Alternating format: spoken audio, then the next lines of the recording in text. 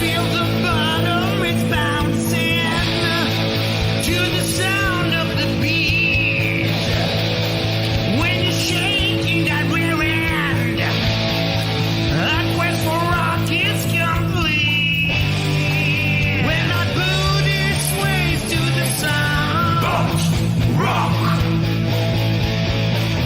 I have found the groove my hands feel love. Bounce, rock. Shake that dirt, move that rump. It may be huge or flat as the stump. Bounce, rock. Can you feel it? Bounce, it gets you into the zone. Bounce, rock. Can't believe it. My body's being rocked by a stone.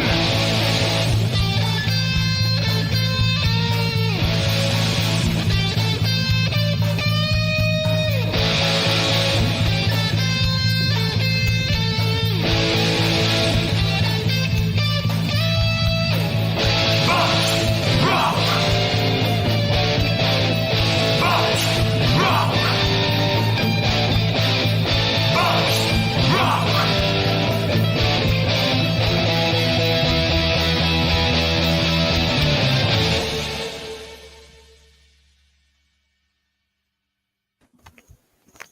And that's the show, folks. Good night. Goodbye. Everybody,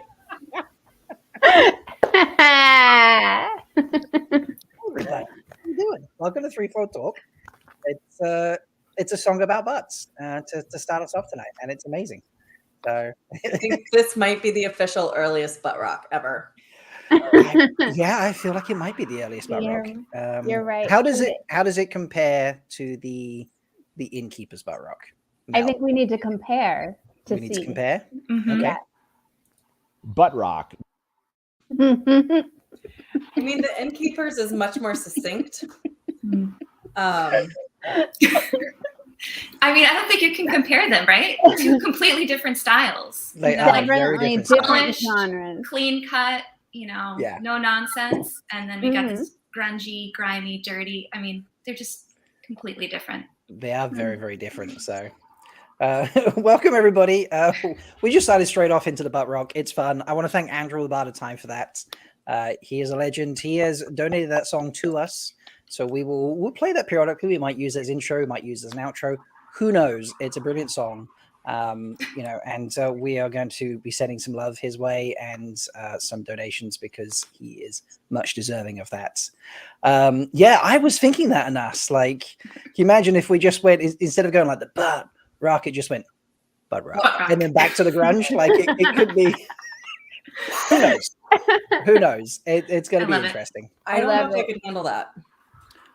I don't know. It would be an interesting mix, wouldn't it? So we've got a lot to talk about tonight. So before we get into everything, because Bain&Chiad went on a pilgrimage last week and she got a bit of desk time with some notes.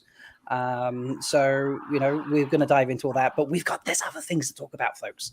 So we're going to dive into everything. But how is everybody? Just quickly, how are we doing? Leigh-A, you're in somewhere new today. I am a fake mom for this week. So this is my fake teenager, Olivia. She's joining me until she has to go to bed in a little bit. But we watched episode 4 yesterday of Wheel of Time. And her literal quote is, "I love all the badass women." Nice. Yes! Yes, you do. Yes, we do. So, and then I definitely kept her up way past bedtime last night, just obsessing over Wheel of Time. It's fine. Yeah. Wait, past butt time or bedtime? Bedtime. Oh, okay. I mean, Sorry. isn't it kind of the same thing? Something in my ears. You've got the butt rock on your brain. There it is. Yeah. Yeah, so that's I'm a mom for a week. Mom for a week. This will Nice. also be a threefold talk first. I will only be drinking water and my green juice tonight. No wine, everybody. Wow. I don't We'll see how this understand. goes. How do you not have usquai? Because I'm a parent. She's tonight. being a responsible roof mistress this week. I Oh, don't because like it. parents don't drink usquai? Oh, they do, but just me having to be responsible and just whatever. So Okay. Melindhra, how are you this week? I'm great. This week has been a little bit insane. I've had much raiding, much fighting, all of that. But I'm really excited for tonight. I am so excited to hear everything that Bain&Chiad has in store for us. I'm so excited. And Androl has just been like making my life over the last couple days. So he's brought me much joy. That man. There was a follow-up song of Trouser Moose, wasn't it? So I have not yet listened to Trouser Moose. Oh my gosh, it's so good. It is so good. I love Trouser Moose. It's amazing. Thank you, Jessica. We love you too. And Lumen says, did you all hear about what the Aiel were like right after the Breaking the World? They had a pretty cool prototype of an honor system. Well done. Nice. Excellent, Lumen. All Love right. your weekly joke. Rob, are we doing something special with the super chats tonight? Yes, as you can see on the bottom of the screen, any super chats we receive tonight will be donated directly towards Androl once they filtered their way through the Google system over to us. I will just take everything tonight and just send it on to Androl instead because he's written us that song and just amazing. So we think he deserves some love. So, yeah. And Bain&Chiad, how have you been? You've had a busy week. You've been socializing it up, haven't you? I know. It's kind of surreal, actually. I've been a Dusty Wheel fan for so long, and I feel like being on the show last night and talking about the notes in particular was like, I don't know, peak fandom moment for me. Nice. It was a great show. Yeah, So- I had so much fun. You were amazing. Thank you. I haven't watched it because I didn't want any spoilers for tonight. I want to come into it completely clean and have all my emotions right here for our foldies. I Well, love Bain&Chiad's, the innkeeper actually asked you about some Aiel things. You're like, I'm saving them for 3-fold talk, weren't you? So That's She right. was. She totally was just like, step off, innkeeper. I have That's right. plans for that information. yep. Well, Did you I had whip out your dagger? metaphorically, I did. Yeah, I had sent him like a Google Doc with everything that I wanted to talk about, and there was like no Aiel stuff on there. So I found it funny that he was like, "Let's talk about Aiel," but there was nothing Aiel on the list I sent him. Sneaky How much in. do He you is think- sneaky. Did you think he actually looked at that doc? Yes, I do, because we He talked did, about 'cause it he- a little bit. It's about the food. Yeah, Because I said, Remind us about the food. if Yeah. you have time, see if there's anything about food. If you have time, look at your own stuff first. I want to emphasize that, folks. And the innkeeper brought it up, didn't he? he did. Yeah, he asked me about a couple of the things that I had planned to see. The food was super fast. It was like literally 2-3 pages. And it was just a list of food, like everything that's in the books, like different types of fruit, different dishes, stuff like that. Yeah, it's a cookery list for me. So fun. We've got some more super chats. Thank you, Village Mattress. Congratulations on with 1,000 subscribers. Yes, there's a bit of news about that in a second. And looking forward to more from the notes. Thanks, Bain&Chiad, for sharing. And then I think there's, Beth says, Melindhra, I know your parenting and Usquai drinking skills are top notch. We call it multitasking. So, Yeah, that's what we call it. For yeah, sure. there we go. Thumbs up. I love it. Or we Okay, call it passing the Usquai. passing the Usquai. All right, Call it Keep that. your mother young. nicely done. So, let's get into some. We've got a little bit of news, and then we'll get into notes after that, folks. So, Spear brothers and sisters, it is time to cover up your face, for the wheel of time has news, and we shall dance the spear's roots. This is the Daily Vein.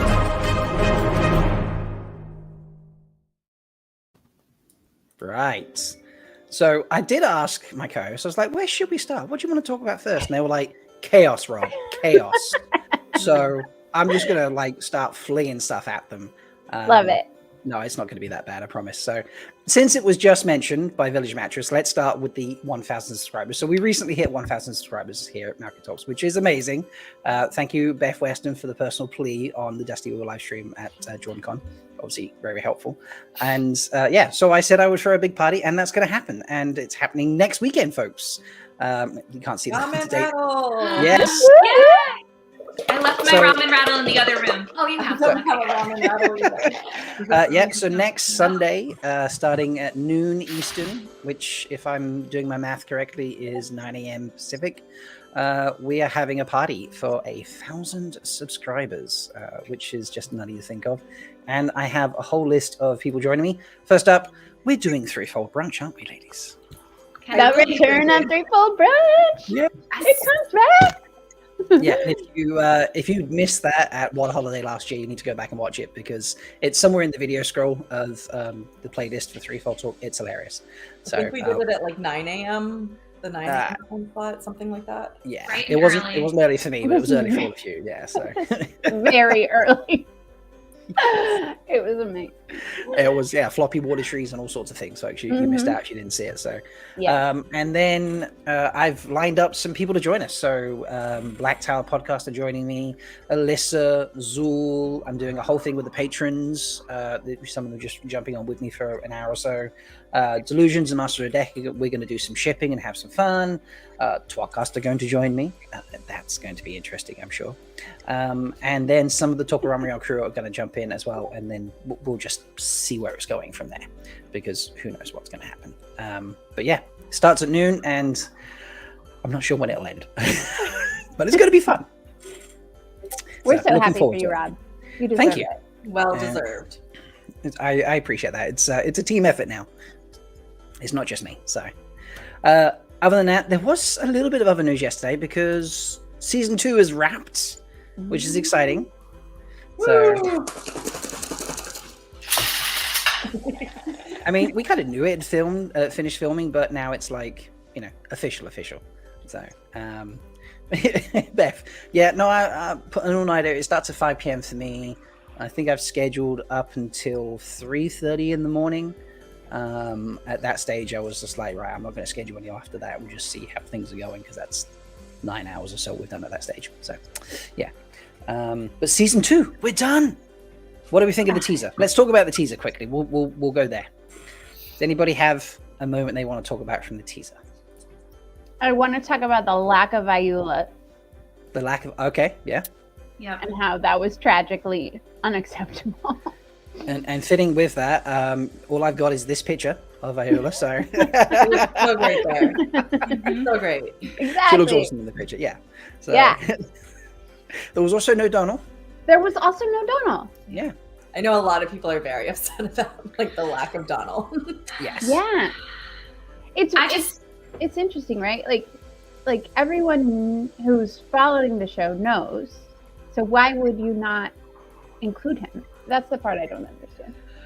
So I've got this theory that they're waiting for the trailer for the big reveal, so they don't want to show any scenes ahead of time, because I do feel like especially in the Great Hunt, Matt's going down kind of this crazy dark path, and the way that they're taking it from the show, which is different from the book, I think it might be much darker.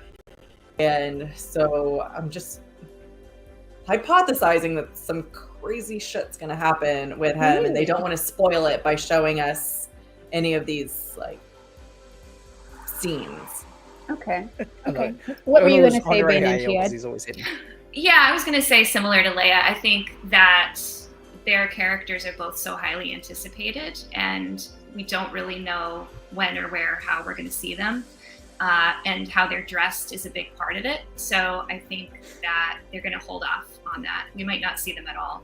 I hope maybe in the teaser trailer, yeah. But I think they're going to keep it secret as long as they can. Really? You think? Do any of you think that they're not going to appear in any of the trailers, at all?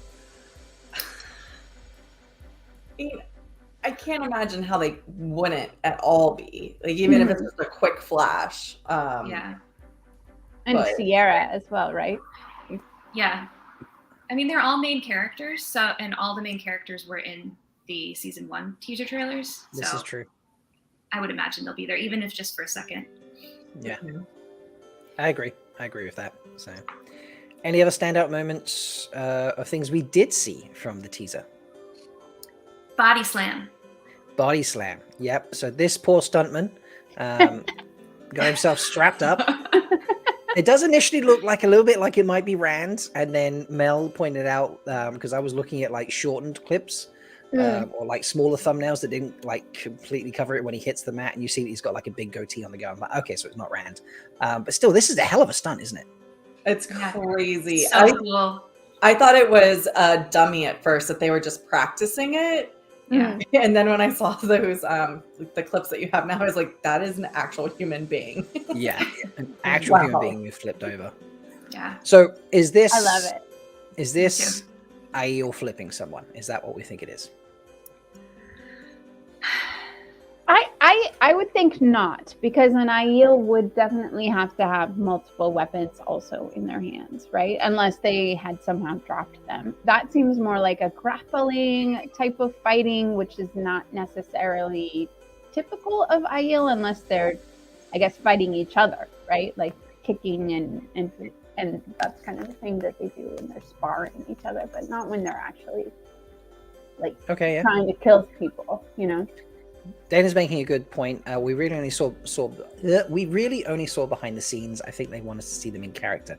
That's a good point. Maybe that's why we haven't seen Dona or Aiel yet, or Sierra. So, yeah, nice. MJ Daniel, WWE of time. Yeah, that was very much that, wasn't it? So, I love it. So, Ooh, Matt Stagger thinks it might be huge like a Trolloc. Okay. Could be. Yeah. So maybe it's a Trolloc getting body slammed by a warder or Shinaren or Very possible.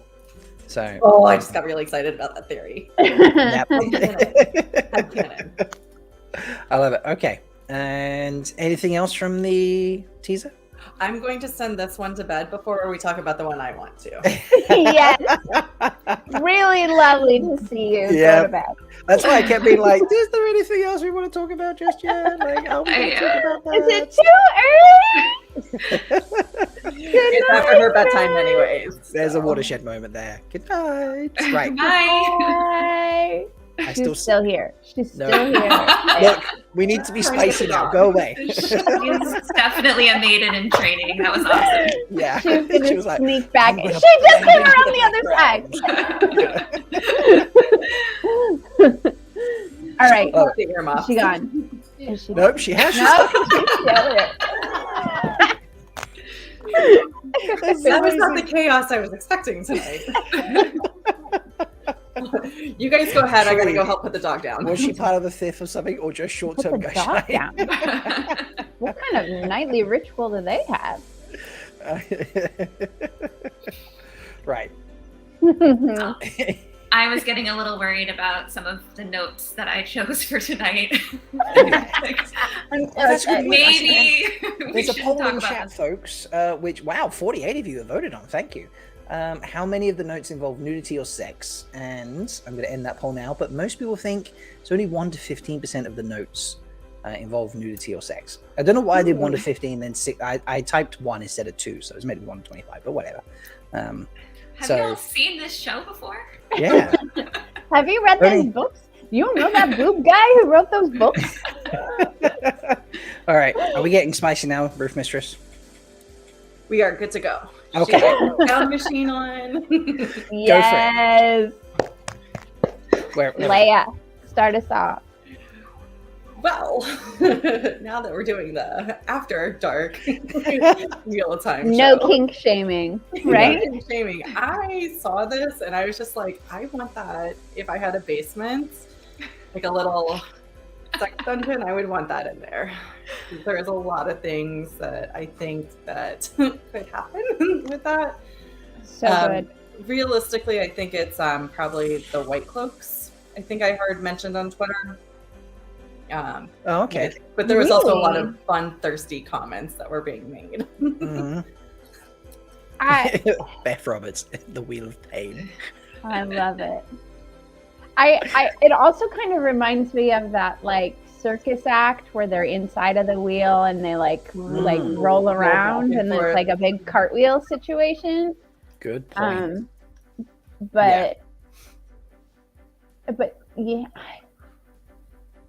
I can't decide. I mean, I was like super zooming in on the bondage equipment, trying to decide if it was like just like we just got a scene of the wheel for like that they had just lifted into place. Like those were all the like attachment points for putting it in. But it looks too much like wrist cuffs and ankle cuffs to really. It really does, yes. You know, like it. Is this like the Wheel of Time version of like, 10 up. lashings or something? Yeah, I think so. I'm really excited about this. I noticed that Bain&Chiad is being very quiet right now. I mean, why do you call me out like that?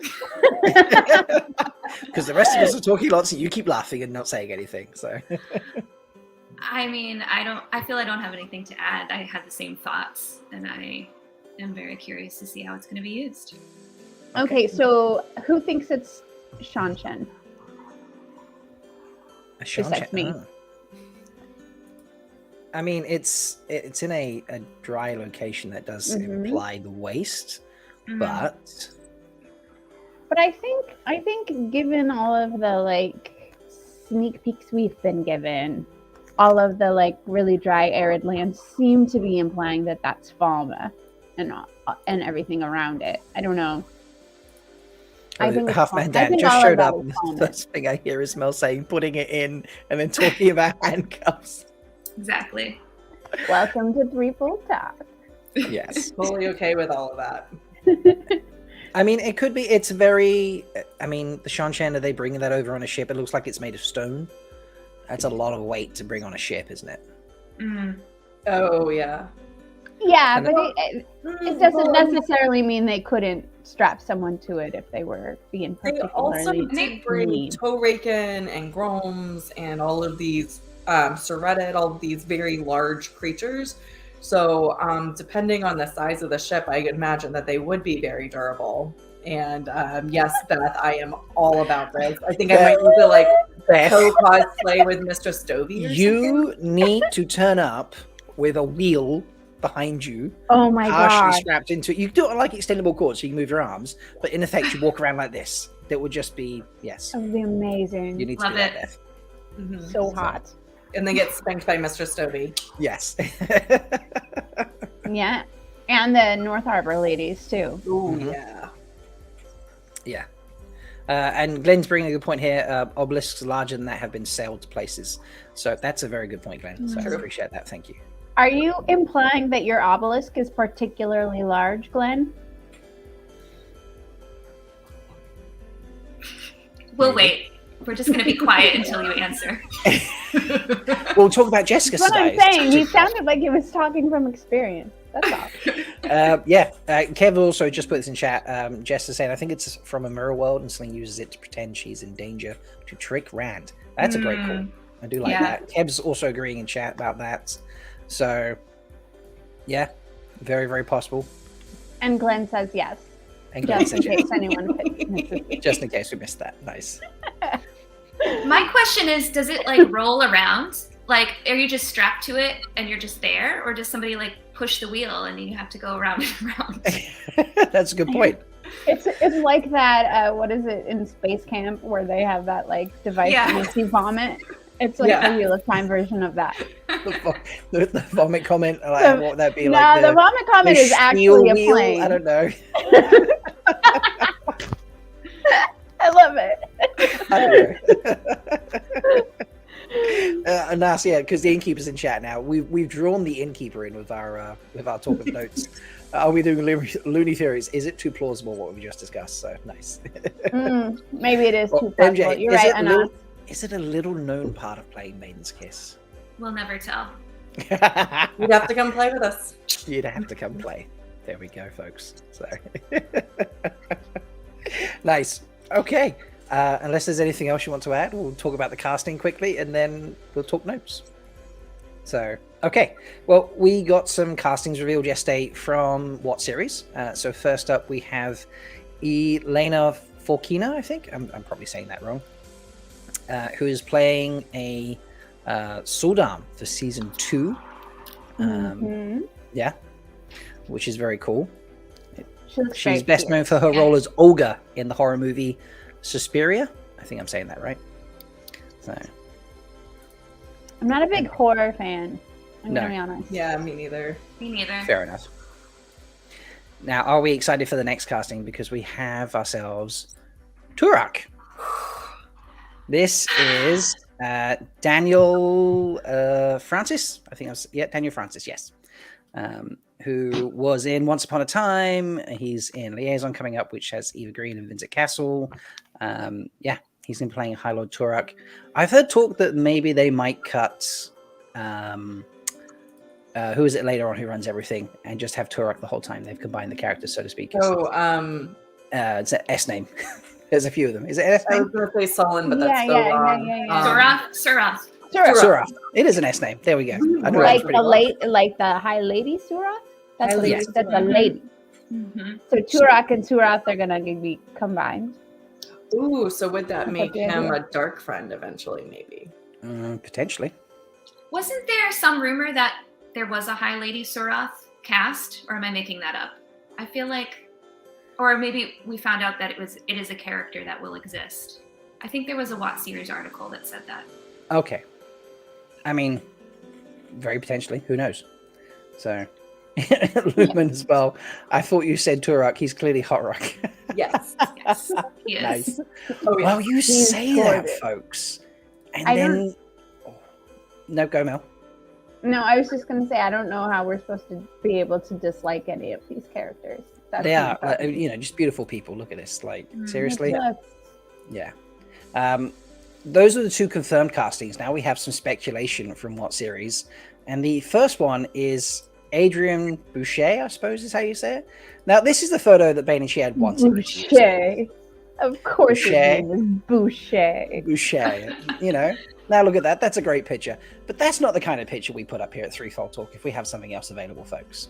So, ladies and gents, I give you the more appropriate picture of Adrian. I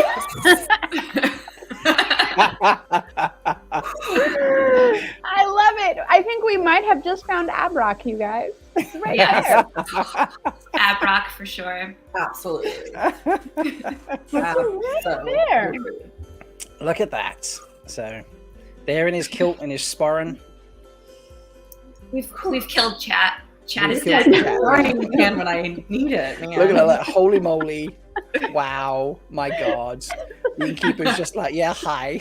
Oh, I knew that guy looked familiar. Yeah, there we go. Jessica Sadai nominates him for Ruach with no facial hair. So this is who we're thinking might be Ruach.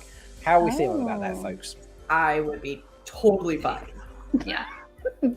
Same. He's a big guy. He's a tall guy, so... Yeah. They're loving it. It's hard, right? You think of a culture that spends their whole life running, that they would be more lanky, right? Mm-hmm. And less bulky. It would be harder to bulk up and be able to run for long periods like that. That is not true. But I'm not going to object at all. I wonder what kind of flowers those are. Yeah. I'm really curious about the flowers. Vara. Yeah. So, Light Blind Fool looks like he's ready for Jordan Con. Can you imagine that, walking around Jordan Con, folks? Wow. He could put those in my bridal wreath. It's fine. And Jessica's like, this level of thirst trapping with the innkeeper around is not okay. Hey, it's our show. Yeah, you all know what you sign up for. Yeah. Yeah, this is true. So we love our PG guests. Yeah, he didn't quit us at Jordan Con, so this is true. Yes. True. It's true. You survived the Jello shots. Yeah. Yes. Oh God, that's Very good sport. Very good sport. So we go with Ruach there. But I like it.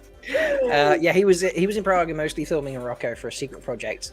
Can you imagine him doing shirtless spear training with Joshua?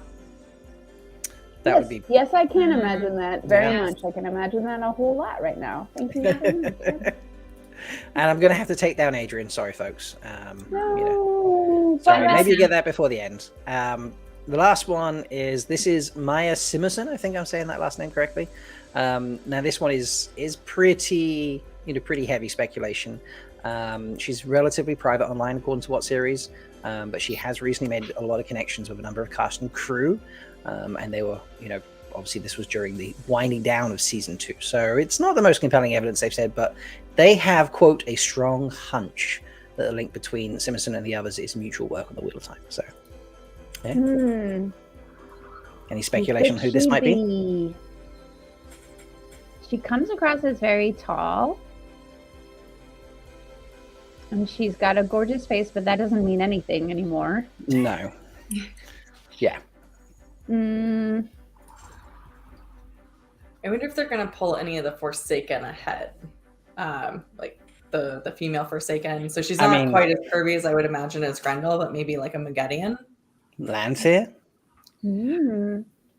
Innkeeper, would you be okay if this was Lanfear? I mean, I think I'd be okay if it was Lanfear, if I was the innkeeper. But... Tell us how you really feel, Rob. Hey, look, I'm Black Aja for a reason. Now you found out why. Okay. Mel, I stand her regardless. Fair enough. Do you want more butt rock talk, or do we want a bit more crew talk, casting talk? Very quickly. Let's do some butt rock. Let's do some butt rock talk. All right, Mel, this is your segue. Tell us about the butt rock stuff that you did. Oh, that I did today?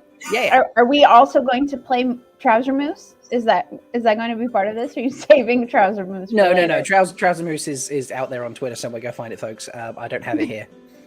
Okay, so last week I was very sad to miss the amazing show that happened last week with the incredible Wolfkin from the Canadian part of the Threefold Land, who joined One Shelly, and especially Kev, who pulled out his Trouser Moose, and I, like, all of the melluendo that was in my head just like spewed out of my mouth, and I don't remember what I said, so you don't get it again. But when I was watching that show, it was amazing. So then I tweeted, I missed Trouser Moose, and immediately everyone was like, yeah, that was like the worst thing ever. But then Brian the Gleeman mentioned also butt rock, and then Androl popped into the thread and was like, Trouser Moose and butt rock? Like, what is happening here? Are you guys just proposing potential song titles for me? And then everyone was like, yes, including the innkeeper. Everyone's like, yeah, make some songs. Let's have a butt rock song. Let's have a Trouser Moose song. And when he did, the crazy thing is that I don't think Androl's ever watched our show by any means. No, he has no idea what it is. And yet he has captured our essence in musical form. And so to validate that he indeed did capture the essence of our butt rock love in musical form, I went to the experts. So those of you who are in Malkier Talk's Discord channel might remember that in March, our friend Nils found this article from 2015 that was basically about butt rock, the musical genre, and defining, I don't know if you have that picture, Rob, defining butt rock as a genre. And it basically trashed anything that was butt rock and implied that it was not very intellectual but was a fun, like, rollicking good time. And we really enjoyed the article. We had like a whole conversation about whether we should invite this guy on the show and have like a music theory conversation about what is and isn't butt rock. Anyway, so the author of this amazing article that we found that engendered lots of appreciation from all of us, his name was Mark Lee, and he has an active Twitter. So I was like, fuck it, guys, I'm gonna DM this guy. So I DM'd him, and I was like, hey, did you write this article? And he's like, yeah, that was my article. And it was like, okay, I have a crazy story for you. And then I told him everything. I told him the history of butt rock on our show, and then how Nils found the article, and how we had a whole conversation about it, and then how Androl just like randomly wrote a song that somehow magically was genre defining butt rock in a song about butt rock. And I asked him to watch the show. I asked him to watch Androl's music, and then he did. And then he sent an amazing reply for our friend, the Bard of Time. He said, pass along the word to Androl that this was truly authentic butt rock song. Thanks for sending this. And he will share it with the rest of the OTI game, which is Overthinking It, the website that this article comes from. So that whole situation. Amazing. I know. It's so cool. Anyway, so I was really worried that I had totally scared him off because I was like, okay, background info. This And comes I with just info dump. vomited all this stuff. And then he was like, that was insane. Also, totally butt rock. So Androl's amazing, and he maybe inadvertently captured the essence of butt rock in his butt rock songs. And There you go. We are all the better for it. That's for sure. Definitely much G for Andrew about a time. It's amazing. So yeah, I love it. Yeah, but if you guys want to look up Overthinking It, the website, and read the article, if I were smart, I would find the link and I would just put it in the chat so everybody could see it. But it was really interesting and really actually a very hilariously written article about what is and is not butt rock. It's a great article. So, all right.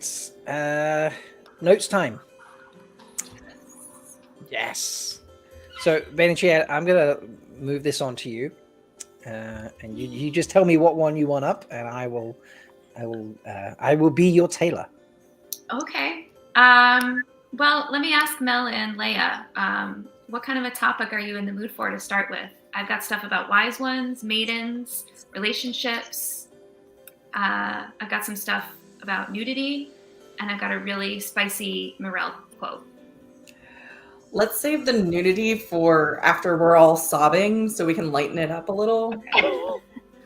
I sneak peeked at your notes, and I want to express an objection to the way I am referred to Yes. in the notes. Would you please elaborate on that horrible turn of phrase? Yes. So there's two things about Melindhra. So obviously I looked for all of our characters when I looked through the giant Aiel folder. So if you missed the Dusty Wheel last night, the folder on Aiel is what I started with. It was like 3 inches thick. It was just full of so much stuff. It was just completely overwhelming. A lot of it read like glossary entries in the companion. So there was just a lot of information about each person and how they look and how they dress and their various scenes that they're in. But there was a list of Aiel. I think it's probably up through maybe Fires of Heaven, maybe Lord of Chaos, that these notes were written. I couldn't really tell, and it didn't say. It was undated. But so there was a list of every single Aiel. And when I got to the M names, there was one missing. Melindhra was not there. So I actually shouldn't tell anyone this, but I actually have a photograph of it. I don't know if you have it, Rob, but just to prove that there's no Melindhra. This is Seal to the Flame, everyone. Seal to the Flame, yeah. You You just show it for like a second, like 1 second. I'd need to go. I don't. Okay. I need to go hunting for that. All right. And then later on, there was another list. I'm not quite sure why there was a separate list, but it was just a bunch of Aiel again. And then it said, Melindhra, a maiden. That's all it said.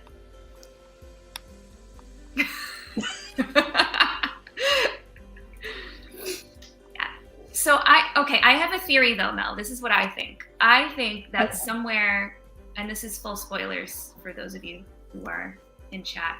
Oh You don't yeah, want I spoilers. changed the banner for a second. There we go. My theory is that somewhere in the notes there exists a list of dark friends. And I think that's where we'll find the true Melindhra entry. That's what I think. You know, I have to say I was surprised like I was really curious if he was gonna kind of elaborate a little bit more on Aiel Darkrens, if there was gonna be any more information. There it is. Yeah. So that's where she actually is, under the Jumai sept. So they were talking about different clans and septs. Yeah, a maiden. Well, he obviously was wrong. Yes. A fair maiden. Check the Matt's Conquest folder. Excuse No, me. I'm sorry. I feel like Mel's. No, yeah, me. I other way feel around. Matt was Mel's Conquests. Indeed, 100%. Yeah. That man would not have been able to win himself a whole empress if he hadn't gone through my entire patent pending training program. And Training program. I do feel like Melindhra taught him a lot in the books. Because For he was just real. like, I didn't know a person's hands could do that. Yeah, but also about embracing your own journey and not necessarily being wrapped up in whatever the Karakarn's going to make you do just because he's, Taveran and pulling your strengths, whatever. You can have your own glory. It's important to embrace your power, even if your power is maybe lesser by comparison to some. Yeah. Anyway, I've spent a lot of time thinking about this character who had like 37 words written about her in 14 books. Well, I'm really glad that there was something. Yeah. So along those same lines, I found stuff on Bain&Chiad. The only interesting thing that was there was under both of their entries, it looks like Robert Jordan was not sure about whether or not Bain and or Chiad would go with Perrin to rescue Rand at Dumai's Wells. So in both the entries, it basically says that Bain remained in Cairhien with Aiel and Chiad went to Dumai's Wells. And then in both the entries, he says, or did both go? Check the march back to Cairhien. And then under Chiad, it's, or did both Bain and Chiad go? So he was just not decided on that. So I was curious if any of you remembered if both of them went or just one. Sounds like a poll opportunity. Yeah. All right. What's the question? Say again. I got distracted by the hands comment. Yeah. Who went to... Who went Did to I miss a comment? Dumai's Wells? Bain, Chiad, or both? Or both. Or yeah. none. Yeah.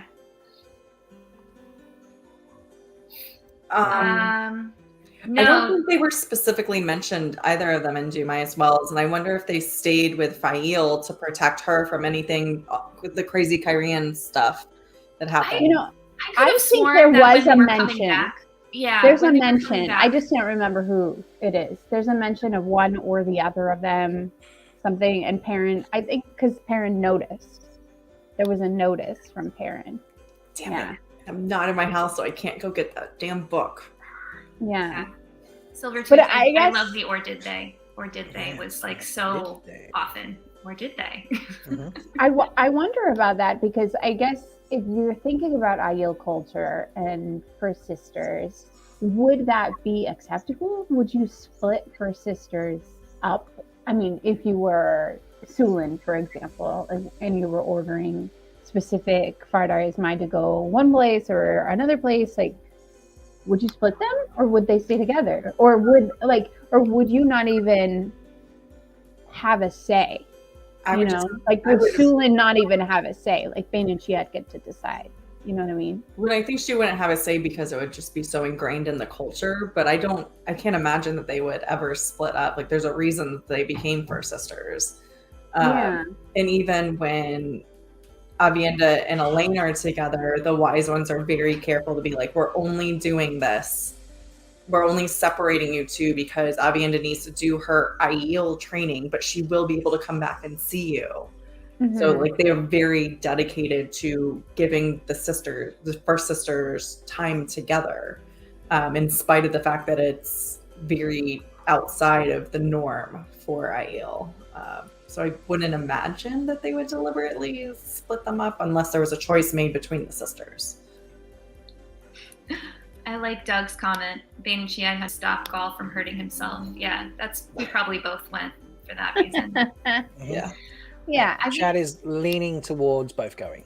Okay. 50%. Yeah, like Chiad would want to make sure Gaul doesn't do something stupid, and Bain would want to go with Chiad to make sure that her first Chiad doesn't do anything stupid. Yeah. But she would Yeah. never say that. She would never say that about Chiad. Right. That's her BFF. Yeah, I like that the percentages Oh, were true. highest with both or neither. So like both people voted that they would be wherever together. Yeah. Jessica asked a question if there were any note entries that indicated if a bridal week was laid before Gaul. No. The Gaul entry was very much just what we know. And, you know, it was he doesn't like Bain and he doesn't understand, and about some comments that Aiel and Bain&Chiad had made with Perrin about the whole situation and how Perrin didn't understand them. And so it was pretty much just all what we already know. Nothing juicy there. Fair enough. Bummer. Yeah. Yeah. That's But right. there's plenty of other interesting things. All Give right. us more. So yeah, let me find one that I gave to you, Rob. Let's talk about Melindhra, the effective marriage on Melindhra. So this is under the wise ones. Yeah. Yeah. Here we go. So the effective marriage on Melindhra, she seems to have to work at being prickly, or so it seems to Egwene. She's quite besotted with Bael, and despite her pregnancy, very much caught up in the discovery of sex, as I think she was a virgin despite her age. Ooh, interesting. So this is the level of detail he goes into. Yeah. Each I'm really character. thinking about this stuff. Yes.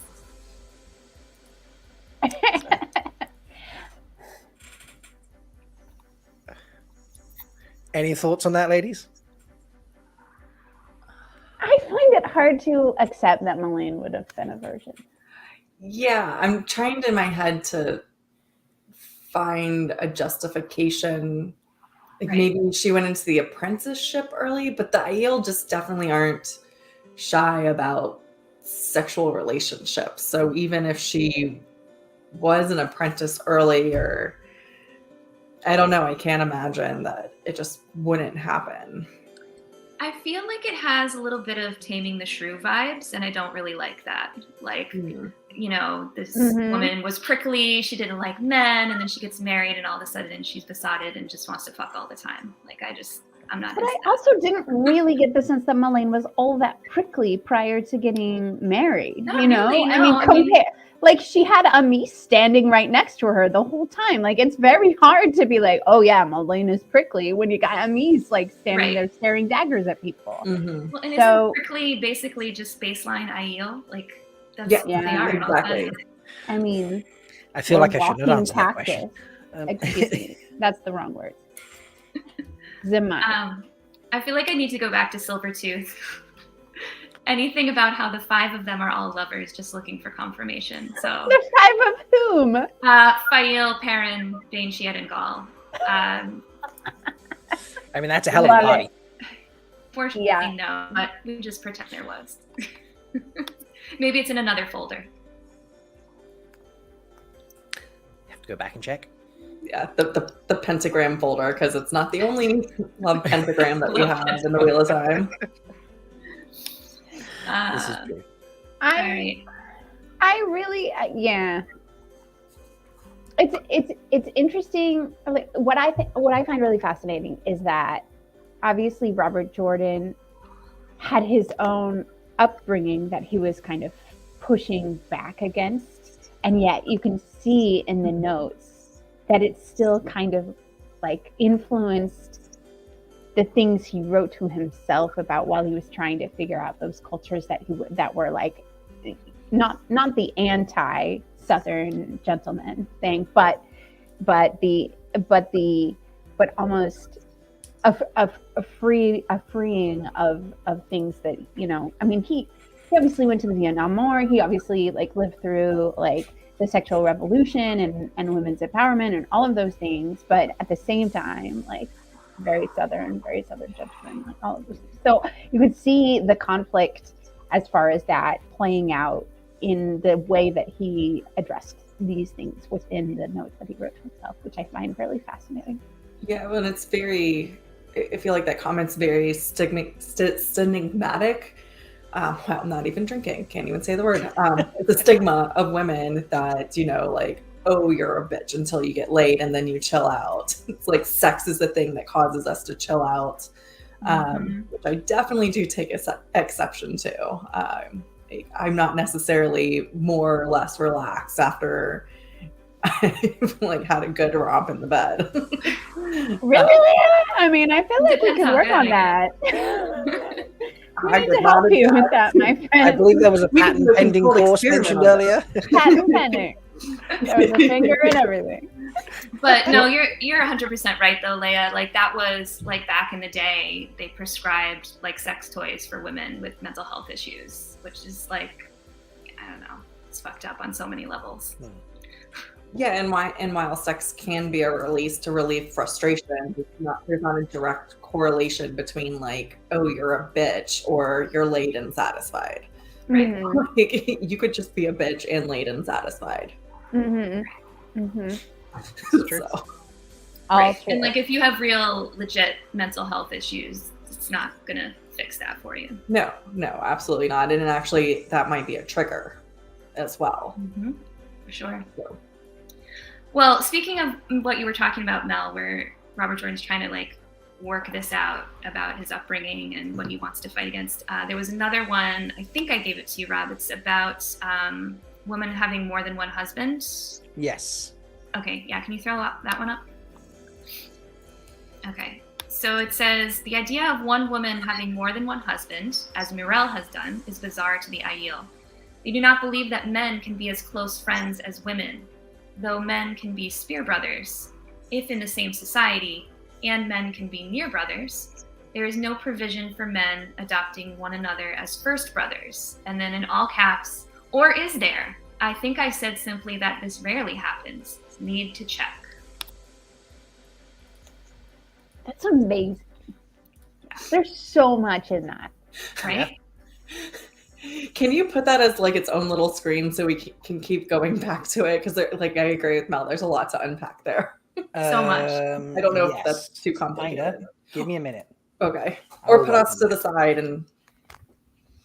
So I think we see maybe hints of toxic masculinity in the first part, right? Where men are not allowed to emotionally bond with another man to the level that women are allowed to emotionally bond with another woman. But then he walks it back at the same time, saying it's rare, but it does happen. Right. And at the same time, the whole like brother husband thing is not like from his perspective, it's not necessarily about the relationship of the man to the one woman. It's about the relationships of the men to each other, which I find fascinating. Because he's not talking about how men wouldn't be mutual good husbands for one woman. Or that a woman's capable of balancing. Yeah, he's not mentioning that at all. Like, that's not part of the conversation. Fascinating. Yeah, and this is really interesting because I've always advocated that we just don't see it in the books because for the majority of the Aiel women that we do see are maidens, or wise ones, and they don't really talk about some of the wise ones' spousal situations. So, like, we don't know what Inara's spousal situation is. So maybe she has brother husbands, and the maidens obviously aren't getting married, but we don't see what's happening back in the hold. So it's very interesting. I'm loving this note because it's definitely a lot more to think about. But Mel, I agree with you. There's a lot of toxic masculinity. So I know plenty of guys that are near brothers. Yeah, exactly. Which I find really funny from someone who has gone through a war situation, right? Like someone who has gone through like the intimacy of facing death with your comrades in arms. Absolutely. Like, I think there's nothing that, not nothing, that's an unfair statement, but that is one of the things that brings, especially men, especially in the time of Robert Jordan, like as close together as First Brothers could be, you know, because you experience those ranges of emotion in extremely tense situations. And it also completely eliminates the possibility that men are anything besides hardcore straight. So that there's any sort of bisexuality or any of the other alphabet soups of sexual orientations out there. So like men are capable of so many emotions, and you know, our society still doesn't believe that that's a fact, which is infuriating. So, I think we're moving more towards it. I see glimmers of it. Absolutely. Glimmers of that changing, and it brings me hope for all of us in general, that if everyone is freer to be able to be as open about their feelings and vulnerable with each other as possible, then it's harder to see each other as others and strangers and different than. And I see glimmers of that changing in it, and it brings me hope. Yeah. It brings me a lot of hope. I agree.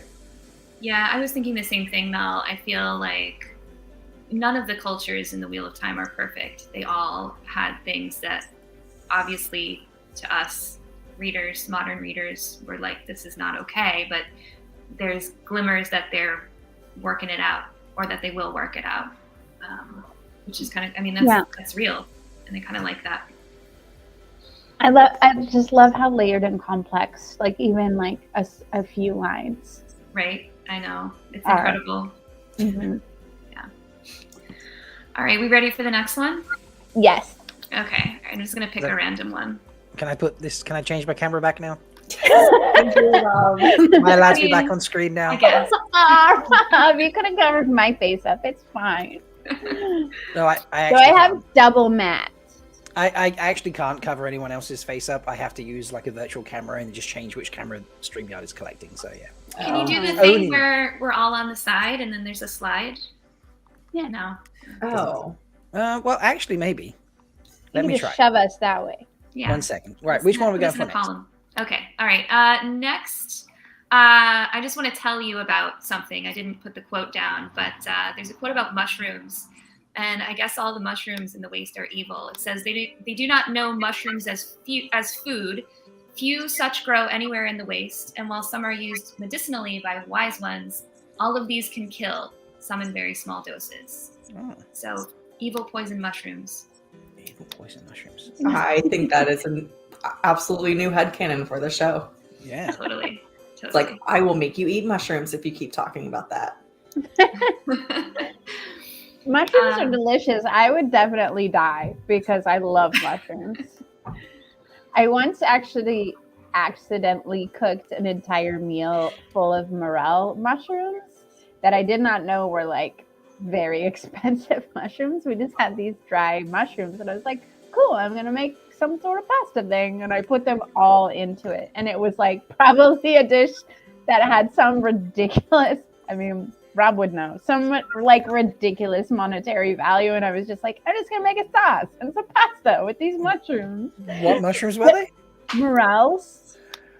And how much did you use? I don't know. We just had like this bag full of like, I don't know, of dried ones. That was maybe a quart-sized bag full of. It's pricey pasta. I'm just It was pricey pasta. It was worth it. I'm just saying. Yeah. I love mushrooms. I would eat them all, and I would die. That's okay. I'm already dead. Anas, peaches and mushrooms. We know what RJ didn't like. True. Maybe someone made him peach and mushroom soup one day, and he was like, "No, thank you." So, Sounds disgusting. it does, doesn't it? So, okay. Yeah, I thought it was interesting though that they use them as medicine, even though they could kill you. I mean, we sort of do stuff like that, right? Like we give people viruses, or chemotherapy is basically like poisoning. So Anyway, just thought that was an It interesting. seems little like they would snippet. be incredibly rare in the threefold land. Like Right. they would Yeah. only grow in places where there was water. So maybe they grow in the holds only. Maybe in Yeah. the holds or the like springs or Mhm. or Oh yeah, in the springs. like Yeah. on the underside of limestone where the water is like dripping through somehow. I mean, Mhm. it would be very hard to find them. So I would imagine that any medicine that might have been made from that would be incredibly rare and highly valuable. Mhm. Yeah. All right. So the next one I want to throw up is the one with the blanks. A man Okay. listens to his blank. So there was Right. a note that had blanks that he felt like he needed to work out. And I was curious what you all thought. It reminded me of one of our Mad Libs. Oh yeah. Ooh, could Yeah, we map yeah. it? Ooh, are you We going to can give map us nouns? Are we going to fill it in before we see it? Let's see. Here we go. Oh wait, That's as good as I'm getting it right now. I'm I'm sorry. covering it up on this side. Okay. Okay, Yeah, what's that works. the first blank? Okay, so a Is it a man noun? listens to his blank before his own mother, and a woman to her blank before her own. Need to work this out. Again, this is under Aiel culture, and it was under like marriage traditions. I mean, his wise one. Maybe. Or his butt rock. I think that's the second one. A woman listens to her butt rock before her own. And yeah, you need to Mother. work that butt rock out. A man listens to his spear before his own mother. And a woman to her butt rock before her own. What do you think? Did we figure it out? Is that the Listens- answer? okay, so getting back to the near brother comment, maybe he listens to his first brother. His near brother or his first brother before his own mother. Yeah. I mean, I was thinking Clancy? mother-in-law, whatever that is. Is that first mother, second mother? No, you can't bring that up. You can't bring that up. That's very insulting. No one mentioned their mother-in-laws here. Don't do Why do you that. say that now? It is funny you say that, Mel. There's another one about that actually. No, but I knew that. That's from the books. Yeah, that's from the Like, books, isn't it? That's That like they- very insulting to mention your second mother and your second father unless somebody had brought it up first. Yeah. Yeah, but I wasn't so, mentioning mine. I was mentioning, A possi- hypothetical a one? hypothetical one. Yeah, see? I think you still have half toe. Have to. Well, I am the token Wetlander, so Yeah. well, we like- have the actual quote of how it works. Do you have that one, Rob? I do. 1 second. I'm just gonna. That's not gonna work, bro. I'm gonna have to put it up this way. Is it that one? Yes. So, speaking to a man of his father-in-law or to a woman of her mother-in-law, second father and second mother is considered hostile enough to justify drawing weapons unless they had mentioned them first. Yeah, and I do actually think that's specifically in the books. So, Yeah. Yeah, I think that did make it into the books. That's in the books. Okay, but I think we need suggestions from chat of what those blanks actually mean. I think we need some help filling in because we need to work this out. Obviously, Robert Jordan has commanded us to figure this out, so we need to figure it out, right? Okay. So, chat, what do you think? What are the blanks? What a man's listen to. I think I see a couple options in here. I do like what Lumen said. Yeah, more gendered stuff from RJ. Yay. Jessica Sladai says a man listens to his conscience and women to her heart. Conscience or heart? Good options. Their spear. But that to me strikes me as more of a personality Mhm. based decision than necessarily a gendered based decision. Yeah. Okay, a mechanic. Doyne says spear. A man listens to his spear, and a woman listens to her near sister. Okay. Pavara's saying, were these blank in the notes? They were, weren't they, Bain&Chiad? Yes, they were. Yeah, that seemed like it. Anybody else? Any other suggestions? Silvertooth saying a man listens to his clan chief, and a woman listens to a wise one. Hmm. And I like Howley that. says wife and then sister. A wife before his. Sorry, I forgot what the quote was. His father-in-law. A wife before his own mother, mother. and a woman to her Oh. sister before her own mother. Oh, interesting. So, I mean, how does that fit with I clan kinda like chief that wise one. one? That kind of works. I know. I think maybe that works. Yeah. I'm voting for Emma Halley at this I point. wonder if he just thought this was too complicated and that's why it never made it into the books. Probably. Like I want to try to do something with this, but I can't really figure it out. So just He made a culture that was so complex, it even baffled him. it even confused him. Yeah, there's so much of that in there. Just like him working things out and questioning himself and like need to check this out or look at this thing because I don't remember. It's really fun to see that. Did you get the sense that those were notes to himself or notes to like Maria and who was his other helper? Alan. Alan. Yeah. I think maybe both. I'm not sure. It seems like it might have been a group effort, especially with some of these more like glossary type entries. Uh-huh. Interesting. Yeah, the one thing I didn't get to see, I had requested a bunch of boxes of stuff from the Shadow Rising. No, we lost Leigh-A. No, she just Yep, here. just popped off her camera for a second. I'm not sure. I'm sure she'll come back. Oh, she said she needed to get her battery. Okay. Yeah, so I had wanted to look through the Shadow Rising because it was actually, I think, according to the description, it was going to be like the full, the entire book, and then like the first draft or whatever with copy edits and notes in the draft. Mhm. And I didn't get a chance. I ran out of time. So I'm really curious how that stuff would look compared to the glossary stuff. I think there might be some interesting things in there. Right. That's so exciting. It's like fuel for a future trip to compare what you've seen and what you know from what he wrote in the glossary to what actually ended up in the books. And like, I think it would be really amazing to be able to look at like a first draft and then all of the editing notes and like Yeah. I don't know. I mean, I can imagine that so much of that happened as a conversation rather than notes back and forth to each other, but maybe not. I don't know. Yeah. Maybe. I don't know either. I definitely have a plan for next time I visit. Yeah. Take a sure. companion. So cool. Yes. What? Both types. Tell us your plan. Oh, well, I'm definitely going to take the companion with me so I can cross-reference things. Because that was one of the struggles I had was like, do we already know this? Was this already canon or is this new? So definitely going to do that. I definitely think I should take people with me. I should take friends and other fans because it's like one person doing this is not enough. 3 full talk road trip.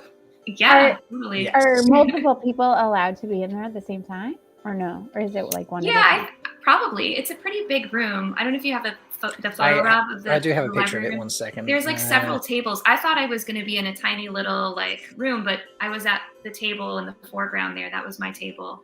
And then there's like a bunch of other tables. So I would imagine as long as you make an appointment ahead of time and you request your boxes and they're not the same as someone else's boxes, then I don't see any reason why there couldn't be multiple people there. So that's the little trolley thing that held all of the boxes that I requested. I think I sent a photo of the actual boxes too. I'm getting chills. Yeah, I didn't get that one down, but I will. That's amazing. Yeah, because someone was asking if they were little boxes. I'm not sure if you're talking about the parody song "Little Boxes" or if you actually want to know if they're little boxes. But they were not. They were not very little. They were pretty big. I don't know. I don't know how to I describe. am sure they were asking about the parody song because that is what our foldies are like for me. It's true. All of You're you. right. This is true. They are like that. So bless them. We love them. I think I saw. I'm trying to keep track of questions in chat. So if you all see one that I don't, let me know. But I think Anas asked like what's allowed in the room and what's not allowed. So interestingly enough, I was told before I got there, when I scheduled the appointment, I was told that no photos were allowed. The only thing that I could have was a pencil and paper. That's all I could have. Wow. But when I got very there, hard. yeah, when I got there, there was a very young, I think college student probably at the front desk, and she greeted me very cheerfully. And she said, so you can take pictures of whatever you want. You can use your laptop. You can take notes. And I was like, are you sure? And she was like, yeah, totally. So I did for like the first maybe half hour or so. I just was like taking photos and everything. And then someone else came out. Oh, there they are. There's the boxes. Sorry, took a second. Yeah. Wow, that is a lot of material to go through. I didn't get through it all. I got through maybe 5 of them, and even then it was just like one folder from each box. Oh my gosh. Okay, so I heard last night that they were mostly typewritten things. Yes. And so, yes. Okay, forgive me because this is a terrible reference, but I read one of those Dan Brown books, and he like went to an archive in the Vatican City, and it was like, you know, kind of like he had like white gloves, and he wasn't allowed to touch anything, and like it was like very preserved and like, you know, like environmentally controlled and that sort of thing.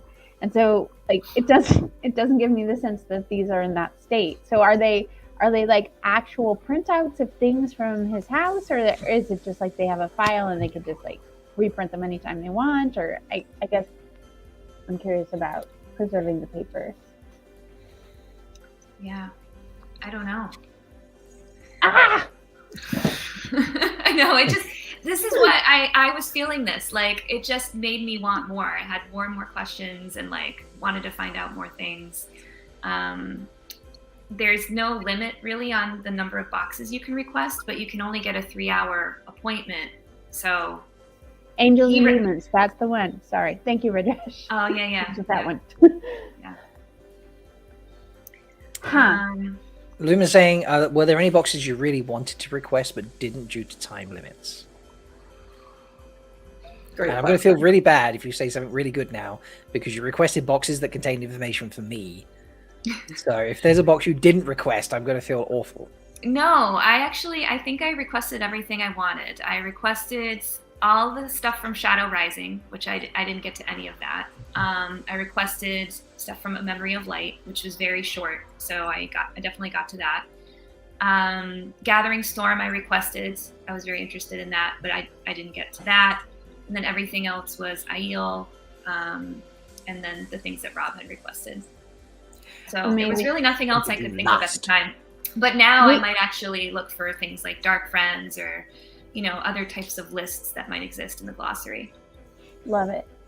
We did get a ping that Noman Garden actually did find like the quote to answer what the man listens to. It's up in the chat. I can post it in our. 1 second. I'll go back and see if I can find it. Thank you for pointing that out to us. Lord of Chaos, Matters of Toe. There it is. There it is. No less than the boy of 6. Why does a man listen to his second mother before his own mother, and a woman to a second father before her own? So we did work it out. Yeah. I remember this now. Yeah. Oh. Thank you, Noman Garden, for finding that and remembering that. I don't know the answer to that. Yeah. Wow. Maybe it's because of the previous quote that we had, or the tangential one where it's just like, you don't talk about your second mother or father before it's mentioned. So then that's why you listen to them, because there's so much deference you have to give. Yeah. So maybe it's all tied up in the same type of toe. It's all tied up in GE toe as far as, because all the married people now are just going, no. Because a person has laid a bridal wreath at your feet, right? So you are basically you decide to pick that bridal wreath up and accept that person as part of your family, but then that person, thinking about it from GHO, that person has toe to their first mother and their first father, because you are creating a familial link between two people who may not necessarily like want to be familial, because you have decided to become spouses. Like so there's you have so much toe to your second father and second mother, because they basically didn't like kill you for letting you get married. Mm-hmm. They didn't object so strongly that like they decided. Well, and that's part of the wedding ceremony, is you have to fight your way through. Well, yeah, but not necessarily fight your way through family.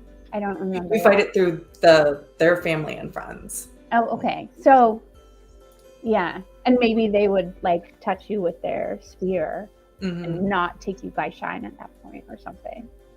There must be you must have just so much toe to your second father, second mother, that you can't even talk about it.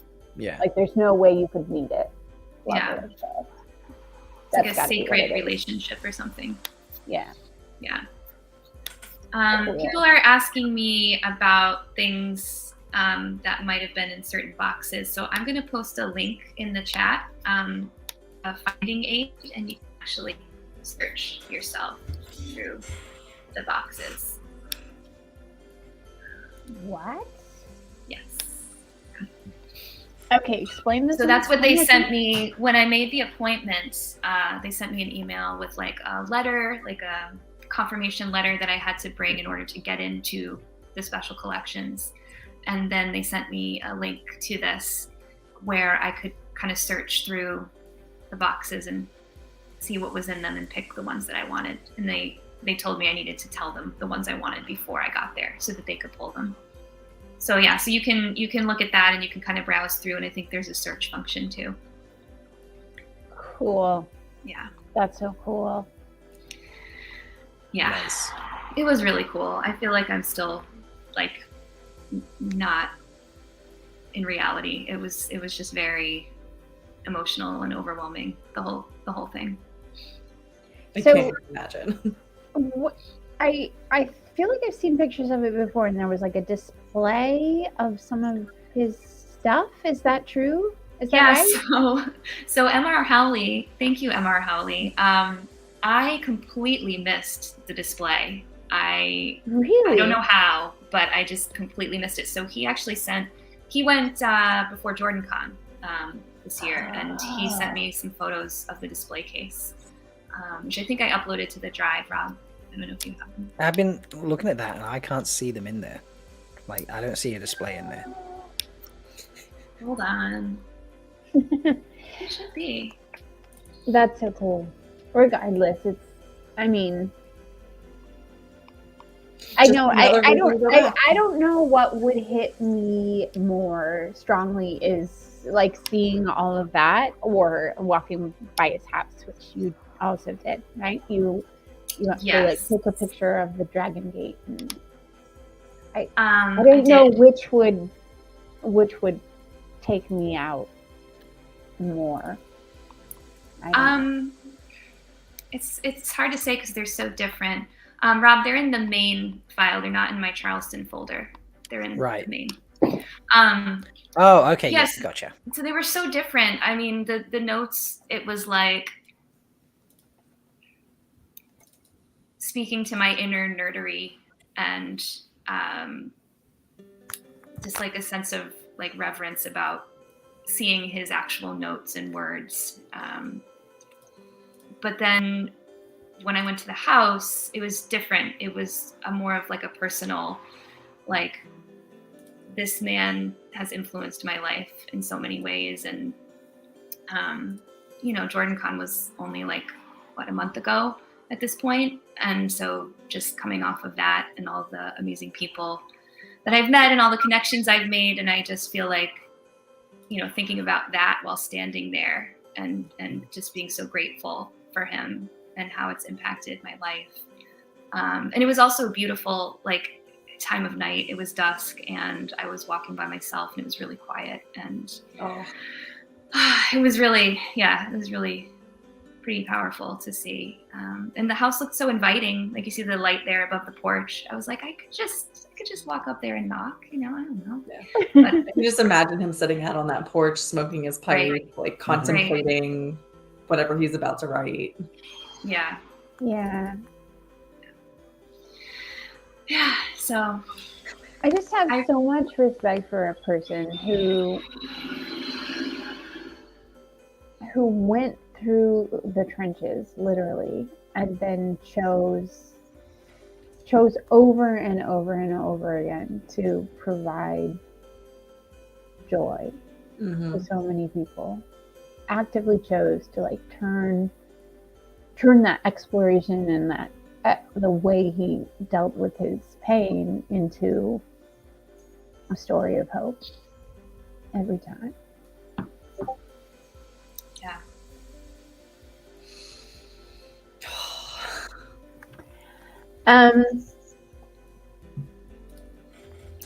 But back on More notes? people talk. Was there anything about boobs? It's the nudity now. Did we talk about naked people? This is why we save nudity. Wait, too much emotion. Let's Sorry. what did you ask, Mel? Was there anything on what? Boobs and naked people. Was there Boobs and anything naked about nakedness? Not boobs Is it time for the specifically. morale comment? Yeah, before we talk about nudity, let's just jump right to the fucking. Yeah. What? So this is actually not from the Aiel folder. This is from the Malkier folder, talking about Lan, and it says Morel took him to bed, this to last until she has begun making, I think it's supposed to say him, making him think of life again, to however small a degree, it being her belief that fucking makes you center on life rather than death. I do feel like that's very consistent with the innuendos in the books, the Melindhras in the books. Morel's deep philosophy on life. Yeah. Yeah. You're right, The Flamingo. important questions. Also Really reminds nice. me a little Had bit of to bring it Stormlight too, life before death, right? Maybe that's what Brandon meant. Maybe. Maybe. Was Brandon inspired by that note? Maybe it's possible.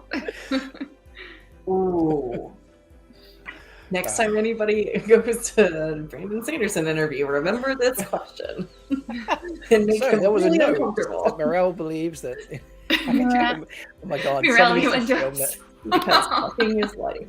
Well, Morale obviously that was her innuendos. philosophy, Wow. right? Like, obviously Morale was trying to save Lan's life.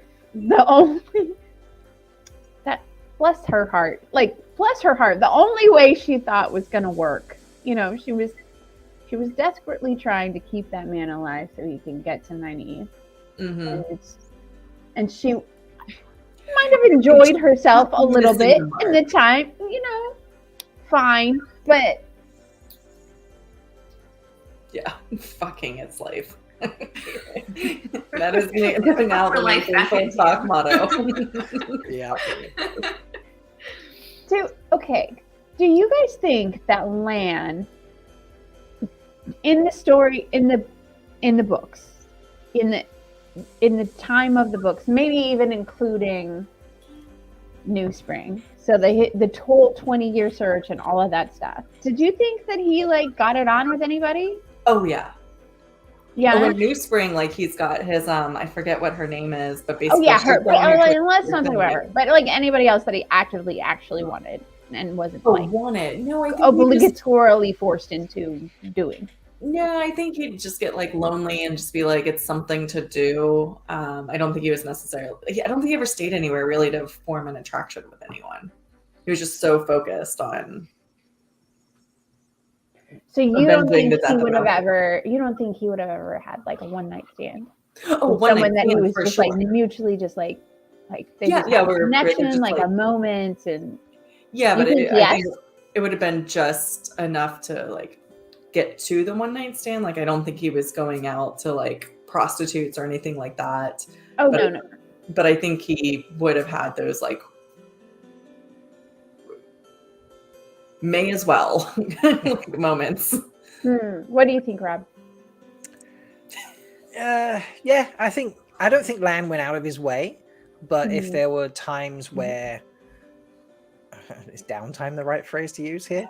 But there must be moments during their quest with, you know, the two of them where there was no danger, there was no rush, there was no, right, we need to take a break, we don't know where we're going next, we're resupplying, something like that. And, you know, during those times, he might let his guard down a little bit and be like, you know what? You know, she doesn't need me right now. And this very attractive woman is, you know, charming me, and I'm going to take a night off. Like, I definitely see Lan being able to do that. Not regularly, not often. I'm talking like, you know, once in a blue moon. Like, it's a lot of things have to come together for that. But, you know, I definitely see it being, I don't think he was celibate for 20 years. I'm sorry. No, I don't. So. What do you think, Bain&Chiad? What do I think? Mm-hmm. No, yeah.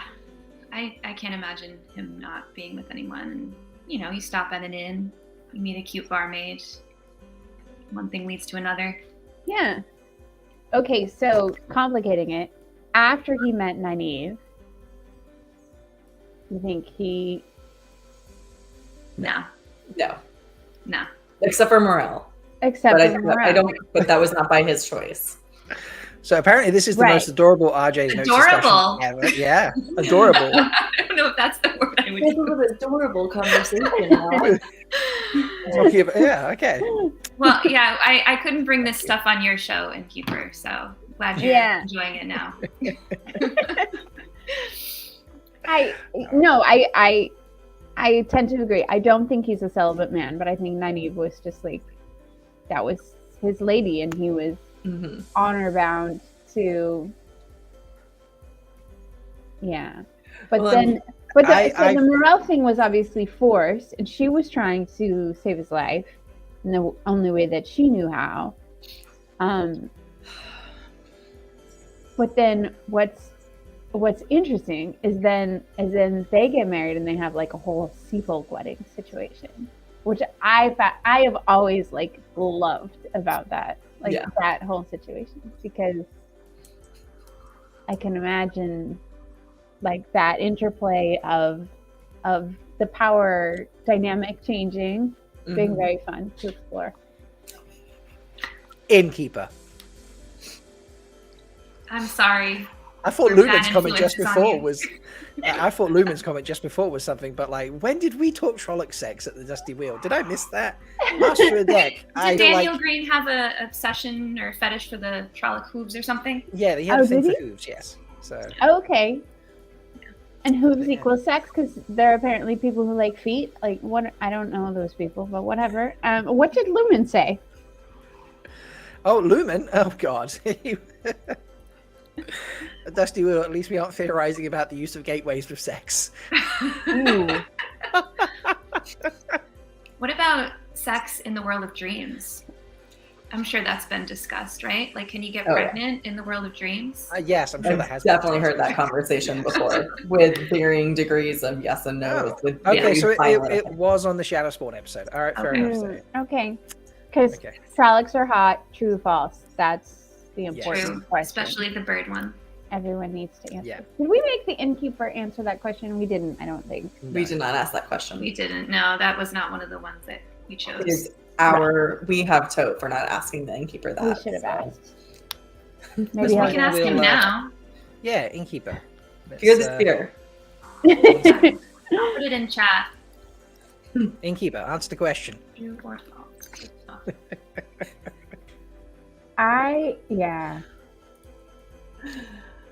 I don't remember how we got on this chat, but okay, so we let chat look at this Shikari.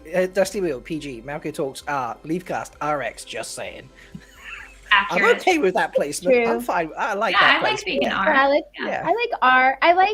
I appreciate leaving a little bit to the imagination. Yeah.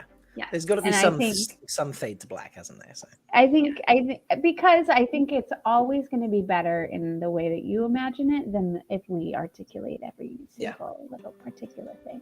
yeah. And we just give you a look and let you go off.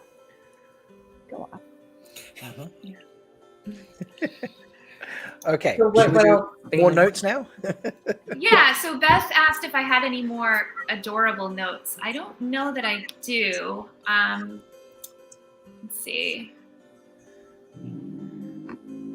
Well, this is a quick thing I saw that I thought was kind of funny, was the entry for Lamelle. It says, Lamelle, Maiden, one of the 3 worst at mothering Rand, made lousy soup. Yes. Which you can get at Lamelle's Bistro, folks. Mhm. Highly recommended. Yes. All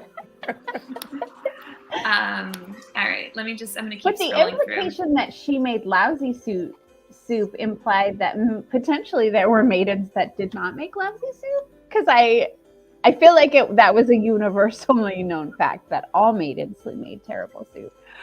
But Well, I think there's just a varying degree of cooking skills among them, and so maybe some of them made better soup, and some of them, obviously, Lamelle made worse soup. yeah, so- but didn't the people who tried to make soup for Rand after Lamelle also made terrible soup? I thought that was a whole theme that he worked into the book. There was There just, were like, several maidens that made bad soup for him. Yes. Yeah. very bad soup. This is maybe the most prized guy shine that the maidens could take with those who could cook well. And so when you were raiding So another clan, you'd be you. like, we need to raid this clan because they have some really good cooks and we need those guys shine. I like that head. I like how you're thinking like a shadow right now. I really appreciate that. Yeah. I'm glad you appreciate that, So Lumen, I did not see anything in particular that stood out to me about Sulin. I'm sorry. Yeah. Love her. It does say maidens at night wear small clothes. No, we do not. It says. There was a whole raid situation that You disproved were not that wearing- theory. That's true. You were so very- maybe No Shido made small it. clothes. Melindhra was doing a couple of other things that night. Yes, but I was not Well, the only one one. other thing. I was not the only one who rushed out of my sweat tent. That's true. It was not just me. It was every. Okay. I did read these notes, so let's pop this up because I want to get into this actually. Okay. So please, the nakedness. Let's talk. The nakedness? Then, did you put that in Oh. a thing? Nakedness. Nakedness. I don't know how does it. There's no nakedness quote, but there is a section. It's actually 2 full pages, page 72 to 74. So actually, I guess that would be 3 pages on nudity. Okay. But it's not. I don't know. I feel like it's stuff we already know. That it's not usually casual in Aiel culture, but there are some public places where people are nude. The sweat tent is okay. In front of Guy Shane is not okay. Sweat tents are casual with the same gender. Otherwise, it's embarrassing. And that was one I couldn't remember. There were no co-ed sweat tents in the books. It was always one or the other. No, there weren't. But this is what I wanted to dig into because the entire Trolloc raid along the path where it wasn't just me who jumped out and went gallivanting around in only their shufa and veil. It wasn't just me. It was a whole horde of Aiel. Yeah. And so maybe this everybody come out particular from- line I have, this particular set of notes, I feel like there's a disconnect between what actually happened in that particular instance because the embarrassment, like all of that stuff. Yeah. But maybe it's different for fighting though. Like if you have to fight, you have to fight, and you would. You don't if have time stuck to get on dressed. clothes, you would have toe. So. Well, right, exactly. But there was some line about unless it was planned, it would cause extreme embarrassment. So I feel like there's a conflict here between being totally cool, going at it and fighting without anything on except your veil and your shufa, and being embarrassed if it was accidental nudity with someone else. and I want to unpack that drama a little bit. That's all. Yeah. Well, let's see if there's anything else that might relate to that. It says being naked outdoors before or after the sweat tent is okay. Otherwise, outdoor nudity is extremely shaming if you are seen. The amount of shame you feel if naked outside of the sweat tent depends on how well you know the person seeing you. So at one point he says it boils down to the idea that nudity is more embarrassing the less control you have over the situation. So that actually makes me want to ask a question. So the wise ones punish Avienda and Egwene by making them run 50 naked laps around camp. And I feel like that's like more shame inducing because anybody could be out and see them. And I feel like that's an over punishment for their slowness to learn. And that was literally all they were being punished for, was their slowness to learn whatever skills they were supposed to be learning. And I feel like that particular scene contradicts these notes potentially.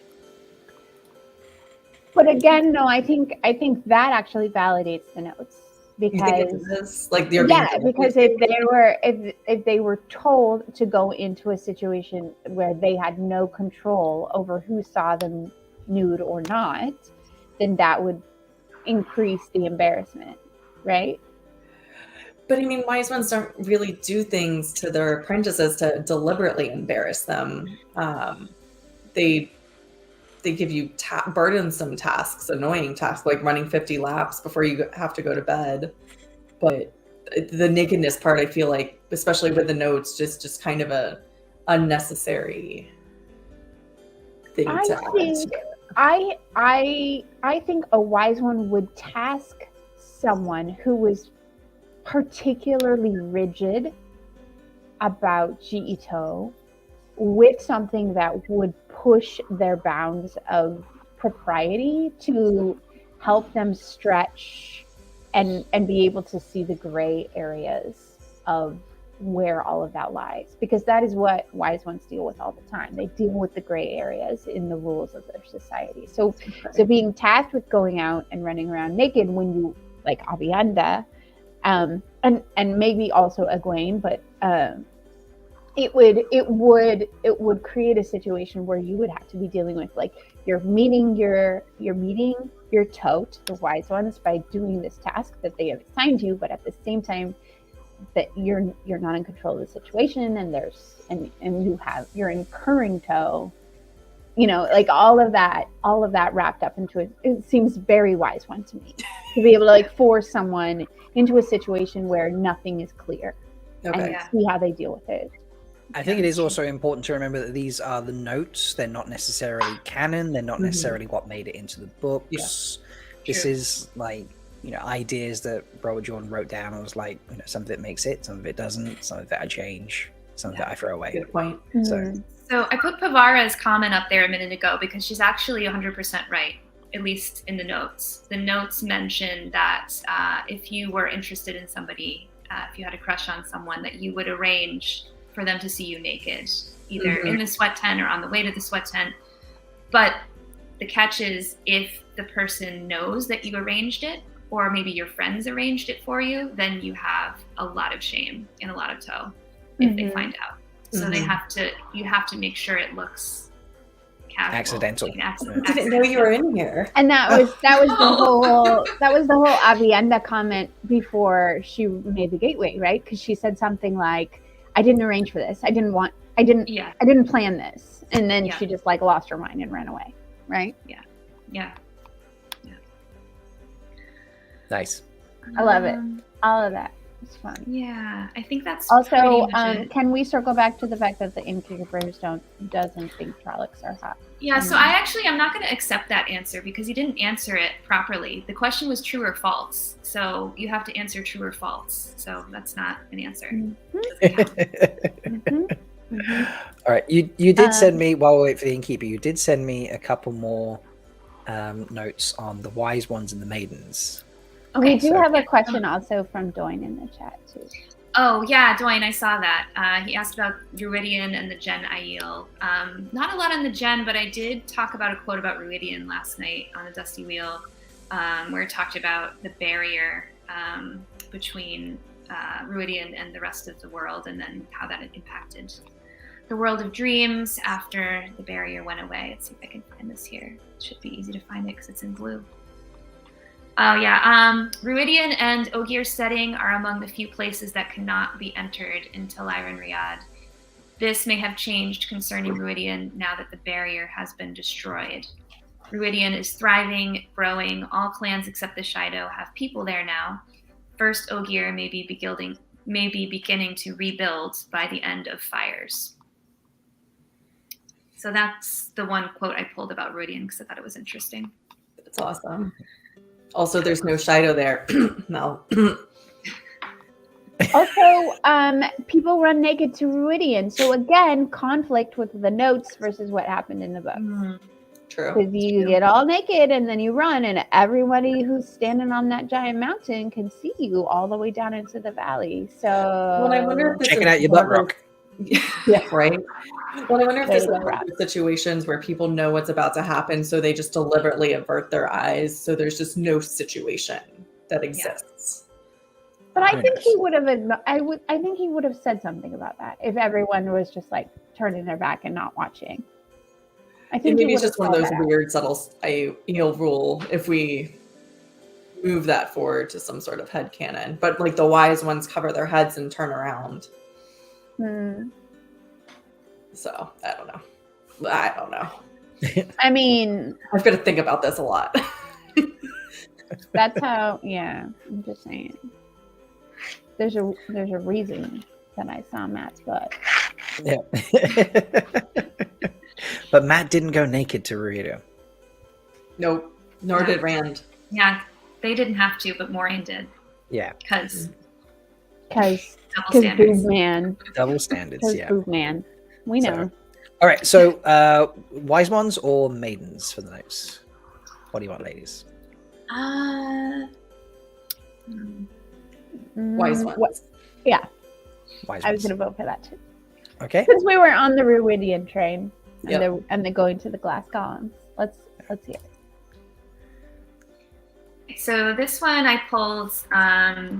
Status among wise ones is determined by G, not by channeling strength or age, plus leadership abilities and fitness for specific tasks. Among the wise ones, leadership can pass from one woman to a second, to a third, and back to the first as the task before them changes. So I just thought that was really cool.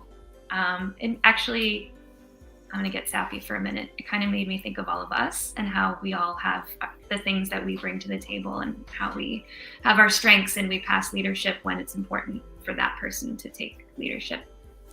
Anyway, you're all my wise ones.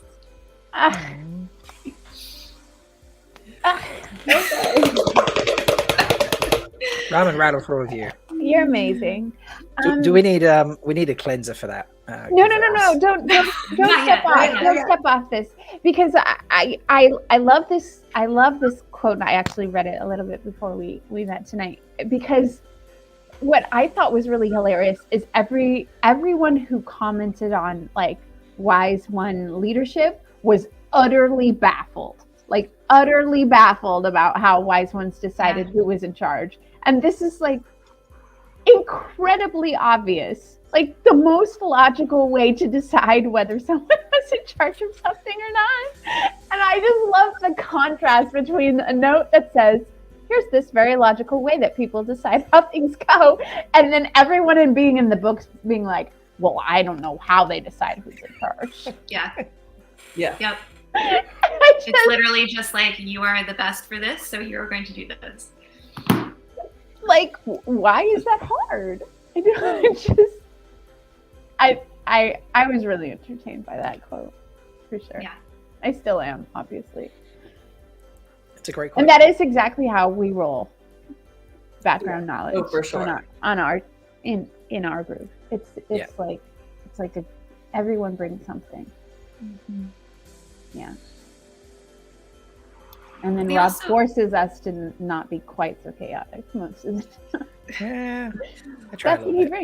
brings. He herds the cats. Because he's in charge of us. Right. I Oh, was right. told to be In bossy. charge. I was told to be bossy. Yeah, You but we all didn't tell you to explicitly tell said- everyone you were in charge of us. Well, There's I a felt extra lie. bossy. I felt extra bossy at that moment, so You were fantastic. I needed to set the rules for the stream. So Oh my god, I was like, okay, so he was sassy, so maybe he needed to get laid a little bit. oh my god. Wait, what? I was just making a bad joke about one of the comments from earlier. Oh, gotcha. He was being sassy and petulant Yeah. or whatever, so maybe he needed to get laid. Oh, yes. That I will love fix it. Full yeah, it circle, probably wasn't yeah. a good joke because I had to explain it. No, I'm with you. That was well done. Oh, I got it. That was well I got done. it You just instantly. needed to Don't worry. let it sit. Let it sit Yeah. for a moment, and we would have gotten there. Oh man. Okay. Yeah. And there was You got a maiden follow-up. quote? Yeah, there's a what- follow-up to that about Soraleia that I thought Yeah. was interesting. Yes. So Soraleia overrides the usual process of choosing an appropriate leader for each situation. She takes charge whenever she's there, but she's considered to have very great G, plus being a very forceful personality. Besides which, most of the wise ones think she is very smart, very capable, and very likely the best leader in most situations. Well, isn't she also like 300 years old? So she has Also the 300 oldest. years worth of life experience. So how are you not just amazing at everything you do at that point? Yeah. Also, like, I love how that like conflicts with itself. Like the beginning of it conflicts with the end of it. It's like nobody understands. She like overrides it, but she's also the best at everything. So it's just like she validates the decision-making process amongst who gets to be in charge. So if she's the best, then she should be in charge. That's how it works. Yeah. Well, and in the books, isn't it Amis that pushes back against her? And Soraleia just kind of, because Amis has so much G, just like, okay, you're allowed to push back against me.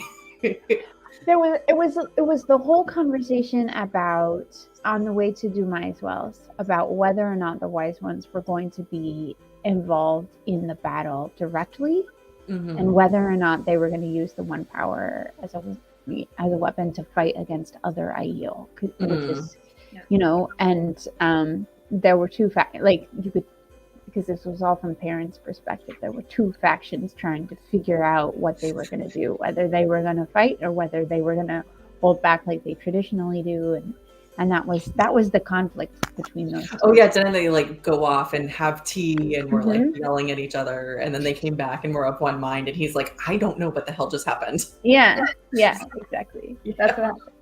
Yeah, they came to an agreement and then they figured it out. Love What's it. not logical about that? This is true. I don't know what's happening in the chat. In the I chat? don't know. Oh, we've got a request for butt rock. Oh, really? Mhm. Okay. No, I was talking about Rob being a dom. Oh, yeah. Dwayne Butt is rock. flirting with Rob right now. No, Valid. you get the, Anyone that votes to cut butt rock doesn't deserve butt rock. Accurate. They don't deserve that rock. The pause There we go. before butt rock is just amazing. yes. Yeah. It's Also, good. what the makes fuck the am I clip that reading? we have, the short clip that we have, and also what makes that possible, because he Yeah. paused, you could then cut that word out so cleanly. If he'd Yep. said it really flowingly, it would have been terrible. We wouldn't have, Mhm. Right. So nice. All right, should we finish off on the maiden quotes? or- Yes. Yeah. Yes. We're gonna let the maidens finish. Yeah. All right. Why not? We'll let the maidens finish. So the maidens stopped following Rand around the time of the attack in Kyrian, though they ran to try to defend him. They were angry and sulking because he had not taken them on the attack against Ilion or the attack against the Shanchan, and they barely bought his explanations.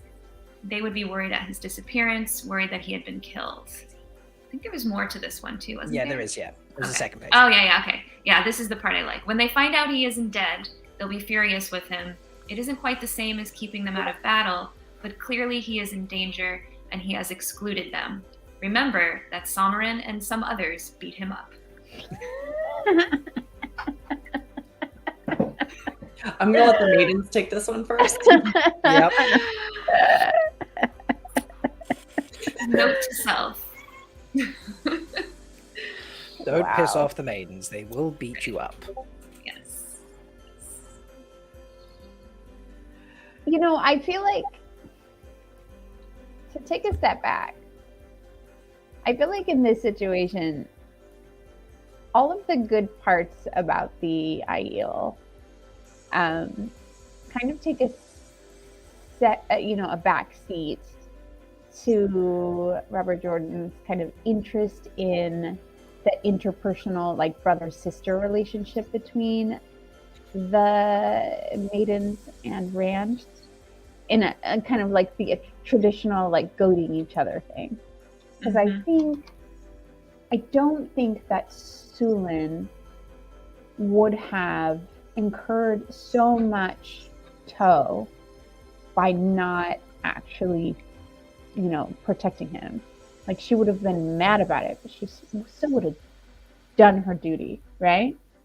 And so I don't like this like insinuation that sulking begets a lack of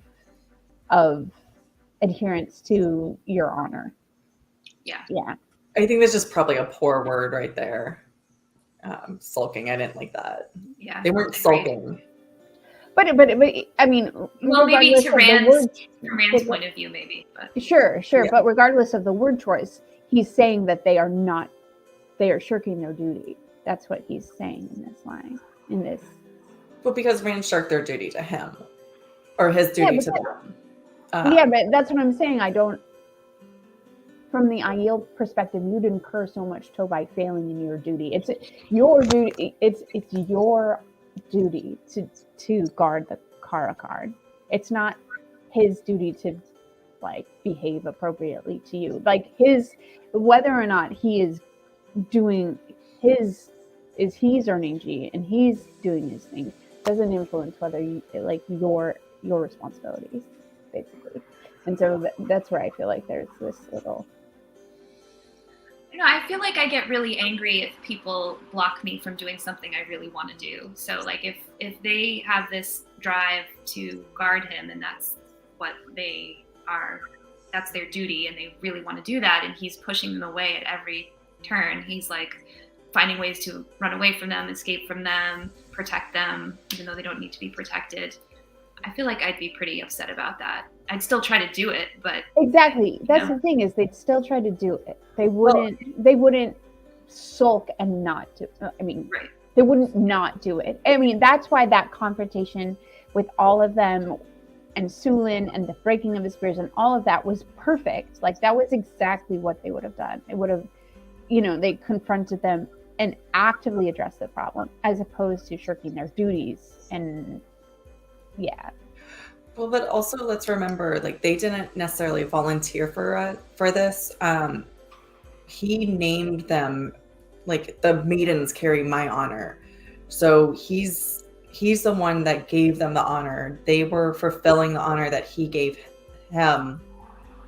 And then when he wasn't going back and this is going to get all convoluted, honoring the honor that he gave them, I do think their ability to step back and be like, okay, you gave this to us, now we're taking it back. Because you don't want us to hold your honor. Was that too convoluted? Sorry, I just No, I'm with No, you. yeah. I'm just wondering. I'm wondering about your chicken egg scenario, because I always interpreted the maiden's interpretation of being able to carry his honor because he was the child of the maidens that came back, and that wasn't something that he bestowed on them. That was something they knew about him from his reveal, and so that, like, they were honor bound to care for him because he was the child that returned to them. It wasn't something that honor was not something that he bestowed on them. It was something that was required of them because he came back. What do you think, Bain&Chiad? Because I'm trying to process my thoughts. I liked what Lumen said in chat. Rand's probably something of an exception for the maidens because he still doesn't quite get the intricacies of Jito, and requires different than normal behaviors. Yeah. True. Yeah. Yeah, and there was some stuff in the notes about that as well. Let's see if I can find that real quick. It was about like tensions among the Aiel in terms of how they felt about him. And it was about the bleakness, actually. Let's see if I can find that.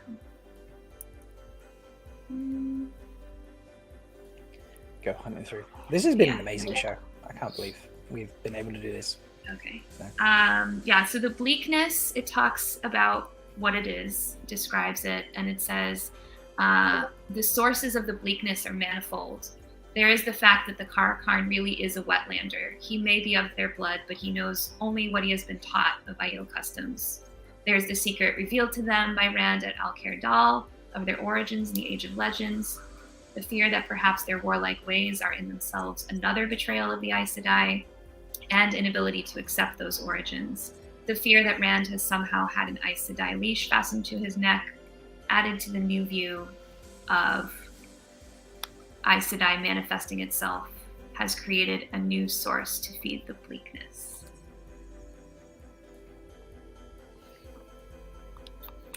There's a lot there. Yeah. Yeah. Thank you so much for bringing all of this to us. Of course. I had to. It's been amazing. Like, you know, you see the Dusty Wheel doing notes episodes, and you're always like, I wish you could, like, you know, see these notes. And then you not only did you go and do that, but then you came and brought it back to us, and then you didn't share this with the innkeeper. Like, you're like, no, innkeeper, this is for my co-host on Free Folk Talk. Like, you know, I was in chat, I was moderating, I did one of my rare Dusty Wheel mod appearances, and I was there until nearly 5 a.m. this morning, it turned out. And that Rob, moment so much G for still being awake. You are not a human being. You're a robot.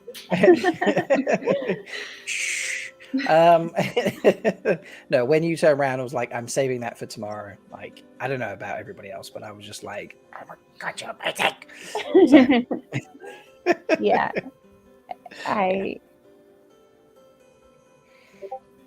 Yeah. You know, you just inspired me to want to like go and look for myself. You've even inspired me to want to go and run all the way there and take the time to visit and Take a fifth of notes. Yeah. I mean, you really should. I feel like everybody in this fandom should experience it at least once in their lifetime. It's really magical. The chat is killing me now. I'm sorry I said anything. Jeez. He's a robot. accurate. Wow. That's accurate. Okay. I think this has obviously been a longer than usual show, folks. So thank you for sticking with us. Totally worth it. Yeah, I hope you've enjoyed it as much as we have. And yeah, just thank you again, Bain&Chiad. I think we should play out the way we played in. I was going to ask for that. Yes. Yes. Let's do it. Yeah, folks. Thank you, Foldies, for joining us today and for your robust conversation in the chat that I have absolutely read every word of. Yeah. The chat has been wild at certain points. I'm like, how do we keep up with any of this? It's been crazy. So You're all amazing. Yeah. Thank you for everything that you bring to this show and the conversations and everything. Yeah. And congratulations, Androl, for being official butt rock Yes. with your song. Yeah, most definitely. So I think that is it for tonight, folks. So until next week, enjoy the butt rock, and may you always find water and shade. Bye.